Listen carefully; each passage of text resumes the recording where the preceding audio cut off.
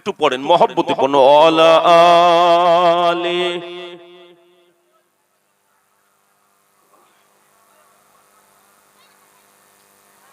আল্লাহুম্মা সাল্লি আলা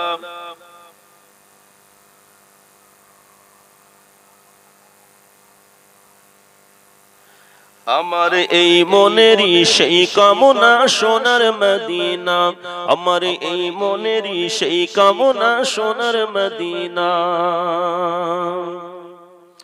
আমার এই মনেরই সেই কামনা সোনার মদিনা, আমার এই মনেরই সেই কামনা সোনার মদিনা।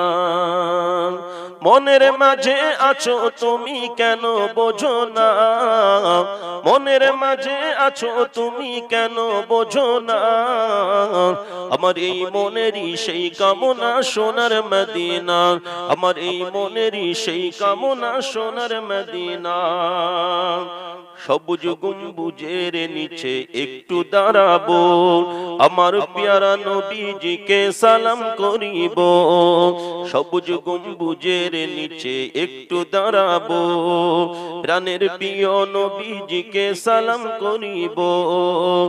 যাহার প্রেমে পাগল আমি হলাম দিওয়ানা, যাহার প্রেমে পাগল আমি হলাম দিওয়ানা, আমার এই মনেরই সেই কামনা সোনার মদিনা, আমার এই মনেরই সেই কামনা সোনার মদিনা। মনের মাঝে আছো তুমি কেন বোঝো না, মনের মাঝে আছো তুমি কেন বোঝো না, আমার এই মনেরই সেই কামনা সোনার মদিনা, আমার এই মনেরই সেই কামনা সোনার মদিনা। আল্লাহুম্মা, খুব মহব্বতের সাথে পড়েন আলা আলি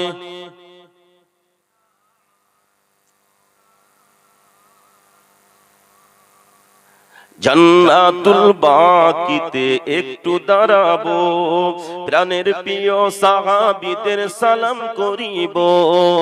জান্নাতুল বাকিতে একটু দাঁড়াবো, প্রাণের প্রিয় সাহাবীদের আমি দেখিব।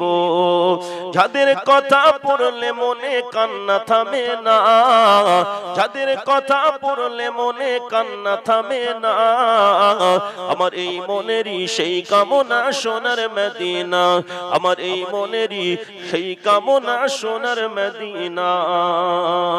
জন্মভূমিতে মন আর যেটে না, পাখি হলে উড়ে যেতাম সোনার মদিনা।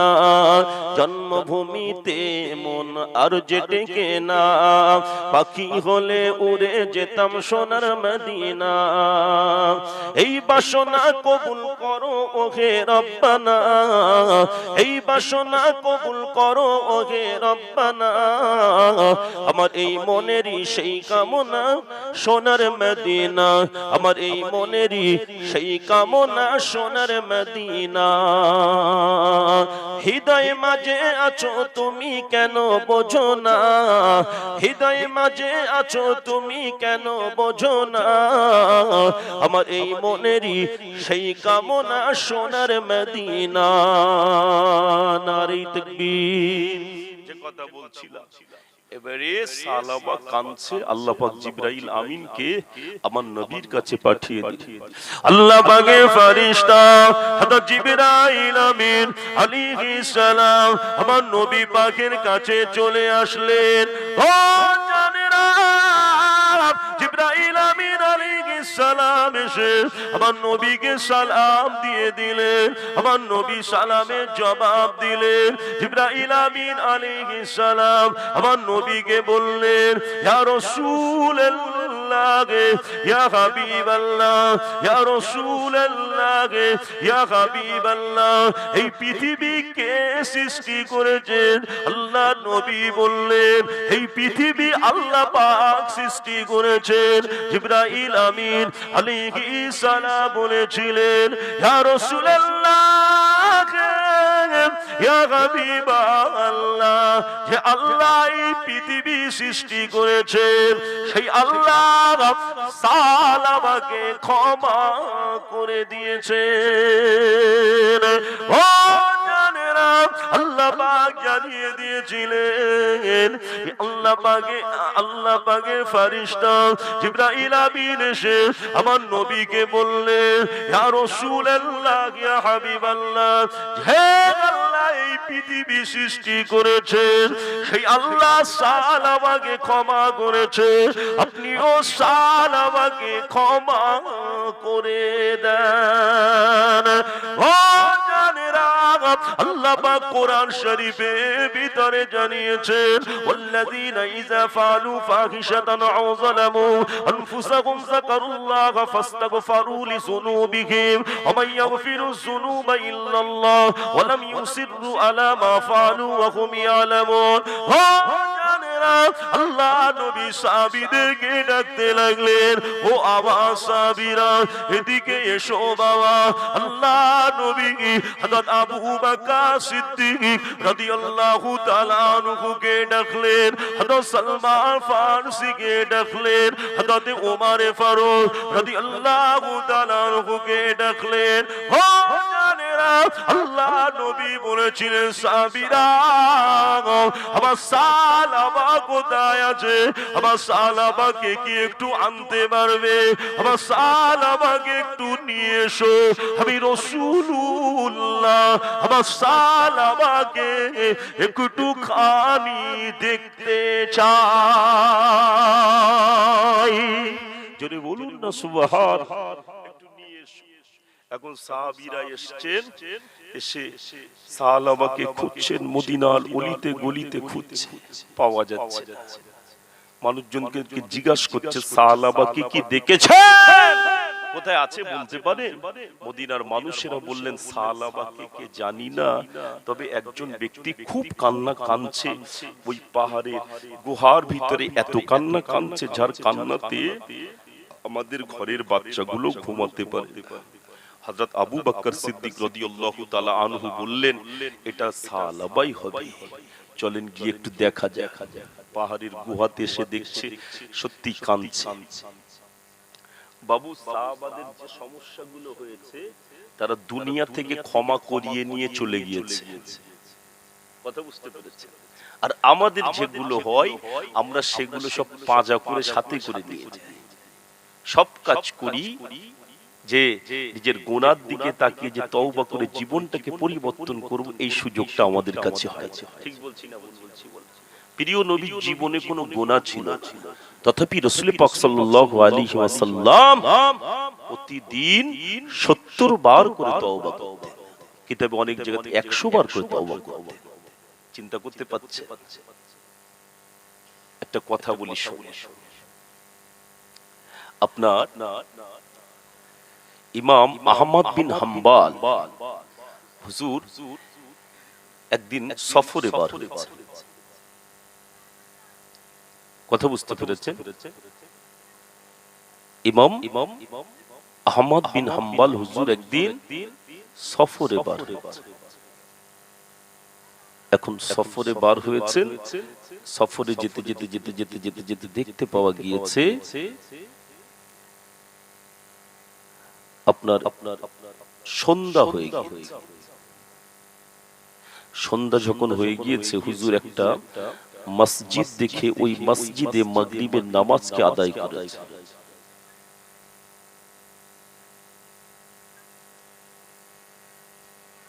এখন মাগরিবের নামাজকে আদায় করে হুজুর ঈশান নামাজের টাইম হয়েছে, ঈশান নামাজ আদায় করে দুরূদ শরীফ আল্লাহুম্মা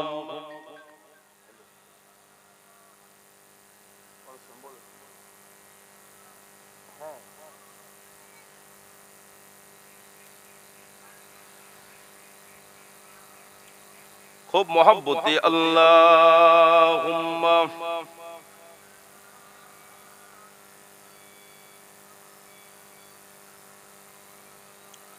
ওয়া আলা আলি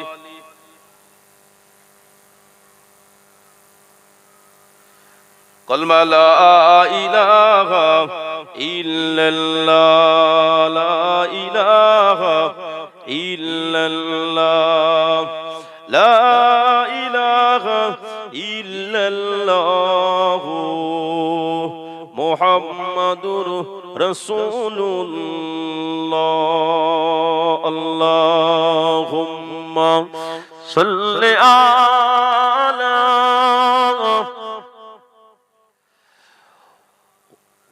ওয়া আলা আলি।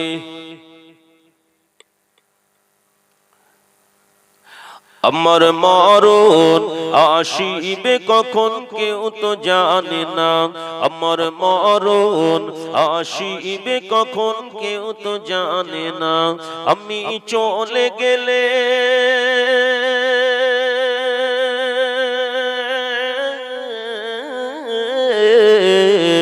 আমি চলে গেলে আমায় তোমরা ভুলে যেও না, আমি মরে গেলে আমায় তোমরা ভুলে যেও না।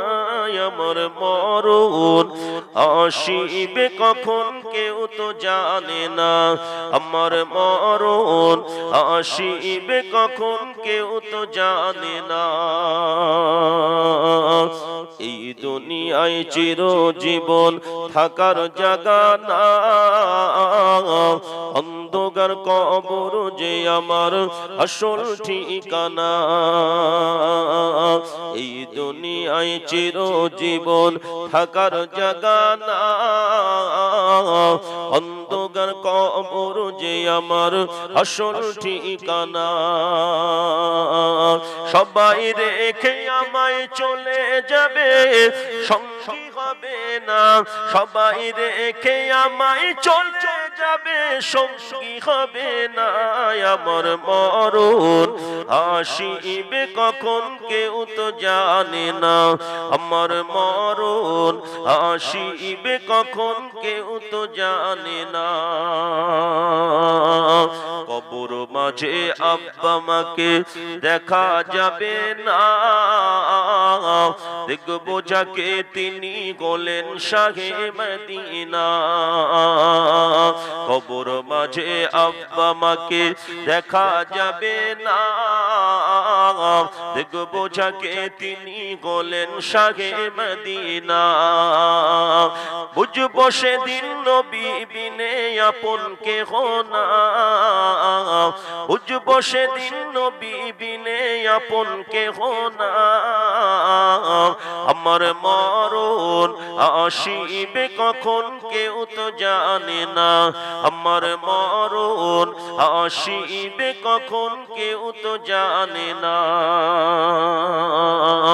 আমার তোমার কে আপন একটু ভাবো না, আপন যিনি তিনি কাঁদেন সোনার মদিনা। আমার তোমার কে আপন একটু ভাবো না, আপন যিনি তিনি কাঁদেন সোনার মদিনা। সেই নবীজির দিদার পেতে চলো মদিনা, সেই নবীজির দিদার পেতে চলো মদিনা। আমার মরণ আসিবে কখন কেউ তো জানে না, আমার মরণ আসিবে কখন কেউ তো জানে না। আল্লাহুম্মা সাল্লি আলা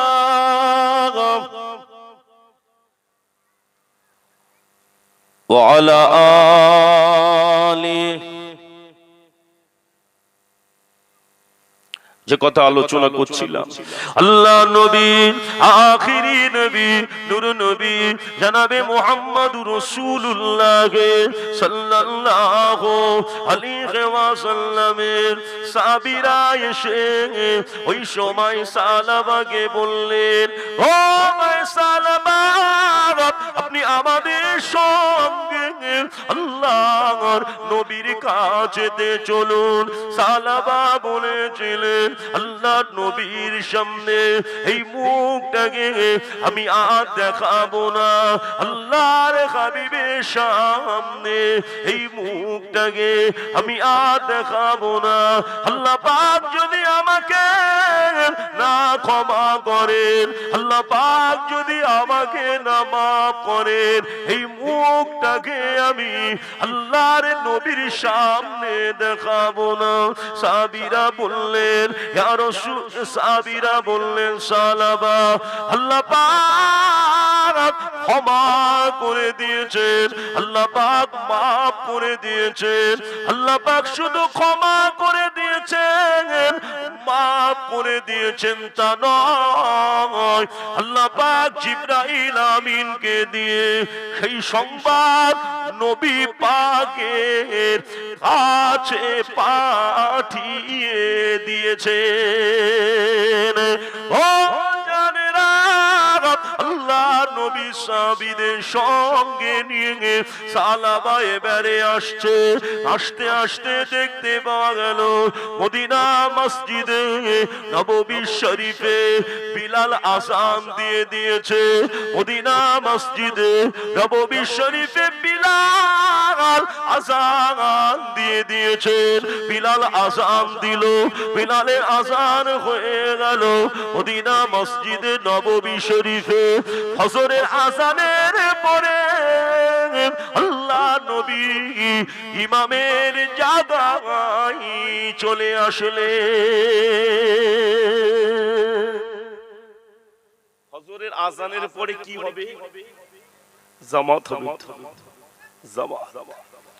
জামাতের ইমামকে মসজিদে নববীর আমার আপনার নবী। নামাজ জামাত যখন হয়, ফজরের জামাতে ইমাম সাহেব কোরআন তিলাওয়াত করে কি করে না? সূরাগুলো পড়ে কি পড়ে না? শুনতে ভালো লাগে না খারাপ? আল্লাহ পাক কোরআনুল মাজিদের ভিতরে বলেছেন, সূরার নাম সূরা আনফাল, পারা নাম্বার 9, 9 নাম্বার পারা, 2 নাম্বার আয়াত। আল্লাহ পাক বললেন ইন্নামাল মুমিনুনা আল্লাযীনা ইযা যুকিরাল্লাহু ওয়াজিলাত কুলুবুহুম। মুমিন যখন আল্লাহর নাম শুনে মুমিনের অন্তরটা কেঁপে ওঠে। ওয়াইজা তুলিয়াত আলাইহিম আয়াতুহু জাদাতুহুম ঈমানাও ওয়া আলা রাব্বিহিম ইয়াতাওয়াক্কালুন। আর মুমিন যখন আল্লাহর কোরআন শুনে মুমিনের ঈমানটা বেড়ে যায়। ওয়া আলা রাব্বিহিম ইয়াতাওয়াক্কালুন, আর মুমিন আল্লাহর উপরই ভরসা রাখে।